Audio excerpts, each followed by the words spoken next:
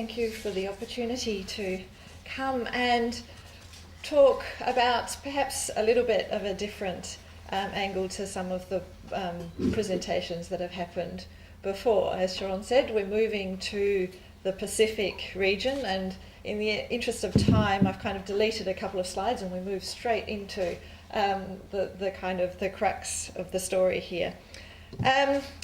I suppose I should set a bit of the context for this presentation, and that it is really going to be looking at some of the early, findings and workings around a Jean Monnet funded project. So there is the idea that the Jean Monnet Lifelong Learning Program in itself is an example perhaps of, normative power Europe, and so this is almost like a kind of a double-edged spin on the whole program and project, in the sense that this particular project was looking at mainstreaming and methodologies around rights-based approaches to disaster risk management. And in December last year, we held a workshop and conference here in Christchurch with Anik and also Brittany and Genevieve Taylor, who's not here today, but bringing together a range of people from different sectors, not only the academic world, but also including practitioners, so non-government organisations, civil society, business, also government representatives, and the EU was also represented at this session. And we were fortunate enough also to have people from across the Pacific. Given the terms of the Jean Monnet funding, it had to be held here in Christchurch, although it would have been much nicer and perhaps more appropriate, given the hub of activity that happens in the Pacific being centred in Fiji, to have it in Fiji, but there's always hope next time. But needless to say, we were very lucky to have representation from 8 different Pacific Island states, which was quite amazing, and then also Australia and New Zealand. So if we include those as part of the bigger picture of the Pacific, we had sort of 10 different perspectives, looking at, mainly as the conversation evolved, around this question of rights and rights inclusion. And it was very interesting because the opening, the premise was really that within the European Union there has been a lot of work done on mainstreaming rights. And the question was, well, if we think about where Europe is and the European Union sits in relation to the Pacific, how much of an impact or an influence could the European Union actually have in this part of the world, which when you actually look at it geographically, it is almost literally the other side of the world. And it is, in that sense, that idea of tyranny of distance in itself poses some very interesting challenges for this notion of taking up of rights and norms diffusion and the like. So in putting together this little image, I was even thinking that perhaps the terms human rights should almost have been replaced by needs and by the euro symbol, in terms of the means and the financial mechanisms around a lot of the activities that happen and the negotiation and the partnerships that emerge around disasters and development in the Pacific when we're talking about the European Union.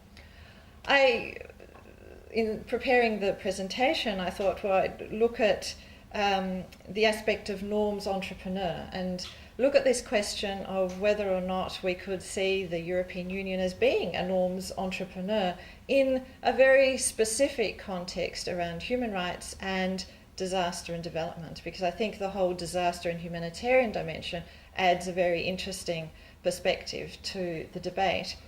The other really important aspects around the project are the sort of underlying ideas that we were looking at is looking at language, and looking at language and understanding that in terms of ideas and concepts, but also how they are then translated into practice. So this presentation in some ways is summarising some of the findings on the practical applications, how it actually has emerged in this part of the world here in the Pacific. Also then, of course, the slippery concepts and the European Union in that bigger Pacific disaster development context. So just to turn things around a little, I thought I would do the presentation backwards, because I really want to end up with, I guess, rather than an answer, but more to pose a question. And I think that question is coming back to this idea of, is the European Union a norms entrepreneur in this particular context in the Pacific, or does it fit within the model of how we understand norms entrepreneurship, or are there some other factors that are actually at play? So looking at the EU in the Pacific, and without wanting to dwell too much on kind of the institutional frameworks, just to say that a lot of the work that happens, and this is where the Euro idea comes through, is a lot of that work is about partnerships with civil society in a disaster and a humanitarian context. The European Union likes to promote itself, as we know, as the number one donor in terms of development assistance and humanitarian assistance when it is combined with the member states. So taking that one step further and looking at a very kind of specific slice, and that is the actual practice and implementation in relation to disaster risk reduction. When we look at those figures, in fact, that big budget, which is in the realms of the hundreds of millions of euros, it's in fact less than 1% of that budget that actually goes towards disaster risk reduction. And then when you look at the focus, if you think back to the map, how much of that goes into the Pacific, it's even another small slice of the pie. Because again, there's very much this sense, and in talking with practitioners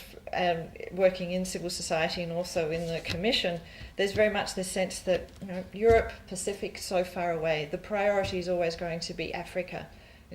On the ACP side, it's Africa, and Africa first, it's the nearest neighbour. Pacific, clearly, there are some significant rights issues that need to be addressed. There are some significant and important, disasters that need assistance, and this happens. But the financial mechanisms around this and the percentages are very, very small. In terms of international parameters, because I think here we see it's a very good example of the European Union operating within a larger international framework, and I think I would like to think back to Commissioner Georgieva, who was giving some very eloquent speeches last year in Geneva at the Global Platform on Disaster Risk Reduction, together with her UN counterpart. And she was actually very interestingly talking about this idea of needing to bridge the gap between disaster and development, and talking about the fact that we fund disasters for a very short time, and if you're familiar with the workings of the European Union's funding mechanisms around disaster, they are 6-month projects that max out at 6 months, and then there's a gap before the development and the kind of Europe aid funding kicks in. So what to do about this? And Georgieva has been a very strong advocate for trying to bridge that and look at also perhaps shifting the focus from needs-based approaches in relation to disaster to looking more at a rights-based continuum. And that's where, in our particular Jean Monnet project, it was very interesting to look at, what does that actually mean in a Pacific context, and how is it playing out, by having a much closer look at a policy level of what initiatives and practices were taking place, driven by the EU or funded by the EU in the region, and was it actually having an impact. So there is clearly, in terms of the institutional understandings, there's quite a complexity,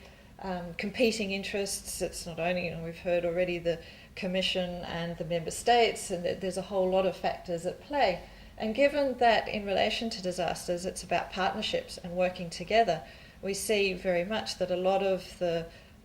civil society organisations that are active in the Pacific are in fact based in Europe and are funded, home base headquarters are in Europe, and they're funded through the partnership agreements with the European Commission. So picking up on Georgieva's point about this relief development continuum, I think it presents some really interesting aspects to look at in relation to how does this then rights framework get translated from Europe into the Pacific, and is it just about Europe and the Pacific, or is it part of a bigger international picture? Because also it needs to be said that around disaster and around some of the new developments that are emerging, looking in the post-Hyogo frameworks, there is a greater emphasis now on trying to incorporate rights in disaster, and I think also in the post-millennium development goals there's also a discussion about including rights-based approaches around disaster risk reduction under that framework as well. So there is a complexity, and the institutional makeup of the European Union doesn't really assist or doesn't help itself in terms of getting some of these activities off the ground, with increasingly complexity and competing activities. But if we can move beyond that, I think looking at the policy and the reality of the situation, particularly in the Pacific context, that there is an opportunity to look at these things that Georgieva refers to also as the culture, cash and capacity. So to look at those particular dimensions. And others have also, in the literature, there are some beginnings of looking at humanitarian activities and humanitarian action through a rights-based lens as well. Now, in terms of looking at this change and priorities as well, there seems to be a question around how do you measure success. So the methodologies part of the project is really interesting at looking at the ways and the means as to how we can actually come up with some ways to quantify and to measure what is actually happening on the ground. Just as a purely on a descriptive level at this point, the European Union's activities to date have really focused very much on Melanesia. So when we're talking about the Pacific Island states, it's been a Melanesia focus, to the almost exclusion of some of the other very important small island states in the region. Interestingly enough, it's also had, and there have been some successes around this, very much focused on women's rights and focused on addressing the issue of violence against women. And there are some very good examples of concrete projects that have been implemented and community-based initiatives, which is another strategy that comes through in the policy-making process, that have shown some good results. And again, there's that question of, well, is it about norms, or is it about the financial mechanisms and good donorship and questions around good donorship that are driving this? Because under the EU's framework, it's very much about results-based and projects and partnerships and actually working on community-based initiatives. So just quickly, some of the points that came out in relation to the concepts and the terminology that were discussed at our workshop. We ended up with some rather busy conversations and quite active engagement. And interestingly enough, there was a general consensus that there was a need for rights inclusion. I should also mention that this particular project is focused very much on vulnerable groups as well. So it's again kind of coming down to sort of quite a specific target audience. We looked at and we discussed with a round table needs-based approaches versus rights-based approaches. And unfortunately, as Anik all too well knows, mainstreaming got thrown out very early on in the piece completely by the Pacific participants, who felt that, it just, one size doesn't fit all, and it was very difficult to kind of work around that. The other thing that got thrown out also was best practice, because practitioners had enough of best practice and didn't want to be focusing on that as well. But I think it was also interesting, there was an in-depth discussion around values and around, are there specific Pacifica values versus European values, and the ways in which we understand a lot of these terms and concepts. And we've got some quite interesting data which we're still going through, where we had all the participants actually look at and try and unpack and define for themselves these different key terms and key concepts. So that's proving quite an interesting exercise to look through what these ideas mean. And there seems to be as I think Wenwen was alluding to too, there's some these underlying values that are common, in a sense, across all, but within a particular cultural context as well. Capacity was another one, that knowledge, information, sharing of knowledge and information, having access to that, and also providing kind of some sort of bridges across was going to be crucial. And we focused quite a bit on rights-based approaches and the different elements that, what that actually meant. The end result at the end of the workshop was, and I won't show the particular little bouncing ball bit, but we ended up with something that looked like this, a whole lot of concepts, and it really became clear that in terms of looking at language, there are so many different ways of understanding this, but from a Pacific point of view, what was evident was these were all concepts and ideas that were crucial. And if I started to sort of go look through this and see, well, are there any that are particularly kind of European as opposed to being Pacific in their kind of focus? And you can sort of have a glance over. What was really interesting, and perhaps it was more about the audience that we were working with and talking with, was that they were very much focused on getting results on the ground and talking about rights, inclusion, and governance and strategies for actually working not only at a community level but also trying to get into the key areas of government. And the European Union was seen as kind of a means to an end in some ways. Being the donor, being the funding body, it had the means to provide support for some concrete projects on the ground which hopefully would flow up. As a result of that, there was a virtual network agreement that was signed, and it was about bringing together the different sectors and enabling a continued dialogue in the virtual kind of cyberspace world, and so that's about to be taking place. So coming back, in conclusion, to the beginning, and the question of norms entrepreneurship and norms entrepreneur, what and how, if we're talking about some classical understandings of norms entrepreneur, it's about changing the behaviour of others, the role, and what's the role in norm development? So does the European Union have a role to play? Is it in fact the instigator? Is it there at the beginning in terms of norm development outside of Europe, for example in the Pacific, when we're talking about human rights and disaster and development?